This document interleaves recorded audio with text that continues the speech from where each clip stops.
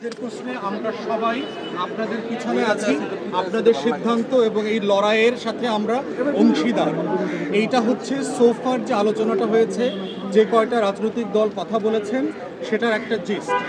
একজন সাবেক military officer, যিনি একটা দলেরও প্রধান, তিনি বলেছেন যে ভারতের সাথে এই সম্পর্কের জায়গাটাকে উস্কানি এবং উদ্বেগের জায়গা থেকে কিভাবে একটা ভারসাম্যের জায়গায় নিয়ে আসা যায় সেটার জন্য আমরা যেন কাজ করি।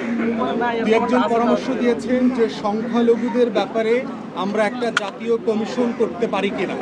একটা জাতীয় কমিশন করলে গত 53 বছরের যে বঞ্চনা এবং 16 বছরের বিশেষ করে সংখ্যালঘুরা কোন কোন জায়গায় আহত হচ্ছে, বঞ্চিত হচ্ছে, এটার গল্পটা কতটুকু এবং সত্যতা কতটুকু, অতটুকু বের হয়ে আসবে।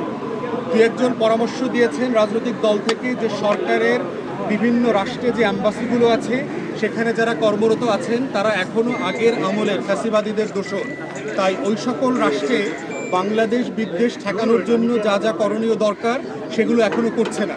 সেক্ষেত্রে ওই দূতাবাসগুলো থেকে অফিসারদেরকে উজ্জ্ব করে দেশপ্রেমিক গণ অভ্যুত্থানের পক্ষের যারা অফিসার্স আছেন তাদেরকে এঙ্গেজ করা দরকার। এই যে আমাদের বিরুদ্ধে প্রপাগান্ডাটা হচ্ছে এটাকে যেন অ্যাড্রেস করা যায়।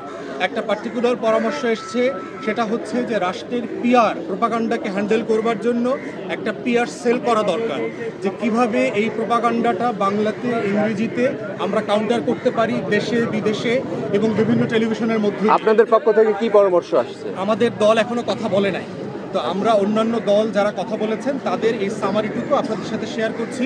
মিটিং এখনো চলমান, এখন নামাজের বিরতি হবার কথা, এরপরে মিটিং আরও চলবে। প্রধান উপদেষ্টা ওনার ব্রিফিংয়ে বলেছেন যে বাংলাদেশ রাষ্ট্রে গণ অভ্যুত্থানের জায়গা থেকে আমরা সামনে এগোবার কথা ছিল, কিন্তু একটা মহল আমাদেরকে আবার গণ অভ্যুত্থানের আগের জায়গা, সেই ফ্যাসিবাদী জায়গাতে ফিরিয়ে দিতে চায়, নিয়ে যেতে চায়। আমাদের মতো একটা উদার প্রোগ্রেসিভ যারা লিডারশিপে আছেন তাদেরকেও তারা হিন্দু বিদ্বেষী, হিন্দুদের শত্রু, ইসলামিস্ট একটা রাষ্ট্র পরিণত হয়েছে, জঙ্গি রাষ্ট্রে পরিণত হয়েছে, এই প্রচারণাগুলো করেছেন। তো সেক্ষেত্রে প্রফেসর ইউনূস সকল রাজনৈতিক দলগুলোকে আহ্বান করেছেন, আপনারা পরামর্শ দেন সবাইকে সাথে নিয়ে আমরা কিভাবে এই সিচুয়েশনটাকে কাউন্টার করতে পারি। এই হচ্ছে আলোচনার জিস্ট।